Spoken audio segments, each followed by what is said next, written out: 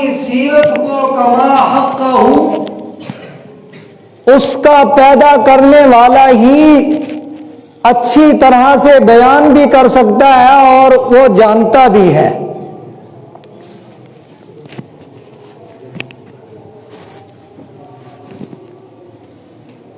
جناب نبی کریم صلی اللہ علیہ وسلم کی ذات اقدس کے ساتھ محبت، آپ کی ذات کے ساتھ عشق، یہ مسلمانوں کے لیے ایمانی تقاضا تو ہے ہی، میں اس سے بڑھ کر آپ حضرات سے گزارش کرتا ہوں کہ آپ سے محبت فطرت سے محبت ہے۔ جس طرح ایمانی تقاضا ہے کہ آپ کے ساتھ حد سے زیادہ محبت کرنا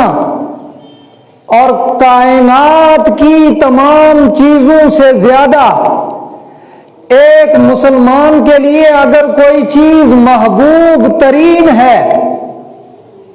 اس کے دل میں اگر کوئی چیز جگہ پانے والی ہے،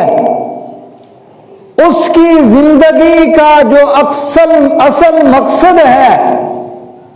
تو وہ جناب نبی کریم صلی اللہ علیہ وسلم کی سچی محبت ہے۔ اور اس پر دلیل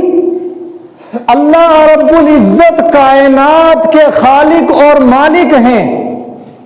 کائنات کے ذرے ذرے کو اس ذات نے پیدا کیا ہے، اور کائنات کا ایک ایک ذرہ اس ذات کی وحدت پر،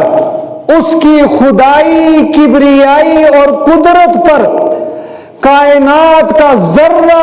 ذرہ گواہ ہے۔ اور وہ اللہ اتنا بڑا ہے، اتنا بڑا ہے، کائنات کے پہاڑوں کی بلندی اس کے علم میں ہے، کائنات میں کتنے پہاڑ ہیں اس کے علم میں موجود ہے، کائنات میں پانی کے کتنے ذرات موجود ہیں اس کے علم میں ہے، کائنات میں کتنے درخت موجود ہیں اس کے علم میں ہے، درختوں پر کتنی ٹہنیاں ہیں یہ میرے رب کے علم میں موجود ہے، کب کس درخت سے کون سا پتا زمین پر گرے گا، وَعِندَهُ مَفَاتِيحُ الْغَيْبِ لَا يَعْلَمُهَا إِلَّا هُوَ وَمَا تَسْقُطُ مِنْ وَرَقَةٍ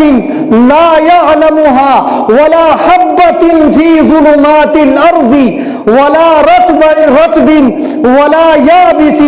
إِلَّا فِي كِتَابٍ مُبِينٍ۔ کائنات کا کوئی پتا اس کے علم کے اور اس کی مشیت اور مرضی کے بغیر ہل نہیں سکتا۔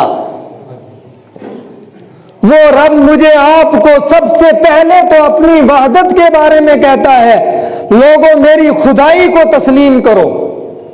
اور فطرت نے جسے فہم و فراست اور سمجھداری دی ہے، وہ کائنات کے اس بے مثال رنگ کو دیکھنے کے بعد ہو ہی نہیں سکتا کہ اس کا وجود کہہ نہ لے کہ وہ وحدہ لا شریک ہے، اس کا نہ کوئی مثال ہے اس کی، اور نہ اس کے کمالوں کو کوئی پہنچ سکتا ہے۔ اس کی تمام تخلیقات کا سب سے بہترین شاہکار، اس کی تمام تخلیقات میں سب سے بہترین تخلیق، اس کی تمام کائنات کی سب سے خوبصورت تخلیق، اس کی کائنات کی سب سے لاجواب تخلیق، اس کی کائنات کی سب سے بے مثال تخلیق، اس کی کائنات کی سب سے یکتا اکیلی بہترین تخلیق، وہ ہے آمینہ کا لخت جگر، محبوب کائنات جناب محمد الرسول اللہ صلی اللہ علیہ وسلم کی ذات اقدس۔